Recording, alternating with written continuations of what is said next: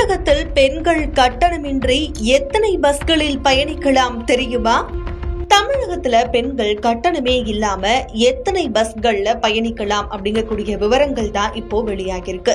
தமிழகத்துல முதலமைச்சர் விஜய் தற்போது செயல்படுத்தப்பட்டு வரக்கூடிய மகளிர் கட்டணமில்லா பயண திட்டத்தை விரிவாக்கம் செய்து காந்தியுடைய பிறந்த நாளான வருகிற அக்டோபர் 2ஆம் தேதி முதல் வெற்றி பயணம் திட்டத்தை செயல்படுத்த இருக்காரு.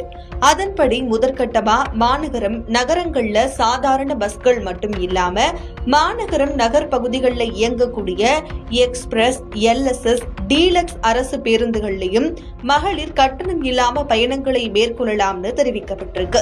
அதே போல மாவட்டங்களுக்கு இடையே பயணம் மேற்கொள்ள ஏதுவா புறநகர் மற்றும் மலைப்பகுதிகளில் சாதாரண கட்டண பஸ்கள்ல கூட மகளிர் கட்டணம் இல்லாம பயணங்களை மேற்கொள்ளலாம்னு அறிவிக்கப்பட்டிருக்கு.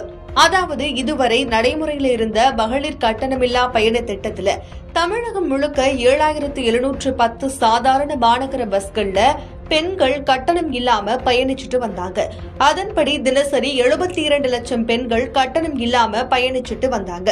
இந்த நிலையில தான் இப்போ புதுசா விரிவுபடுத்தப்பட்டிருக்கக்கூடிய வெற்றி பயணம் திட்டத்தின் கீழே எக்ஸ்பிரஸ், LSS, டீலக்ஸ் பஸ்கள்னு கூடுதலா 2302 பஸ்கள்ல வருகிற அக்டோபர் 2ஆம் தேதி முதல் பெண்கள் கட்டணம் இல்லாம பயணிக்க இருக்காங்க.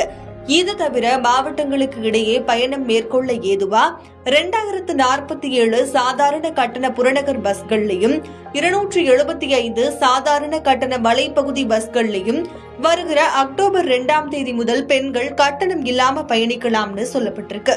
அதன்படி தமிழகம் முழுக்க 12334 பஸ்கள்ல வெற்றி பயண திட்டத்தின் மூலமா பெண்கள் கட்டணம் இல்லாம பயணிக்கலாம்.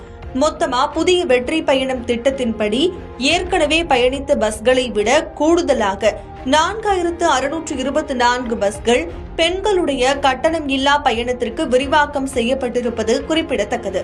இதன் மூலமா தினசரி 1,15,00,000 அதிகமான பெண்கள் பயனடைவாங்கன்னு எதிர்பார்க்கப்படுது.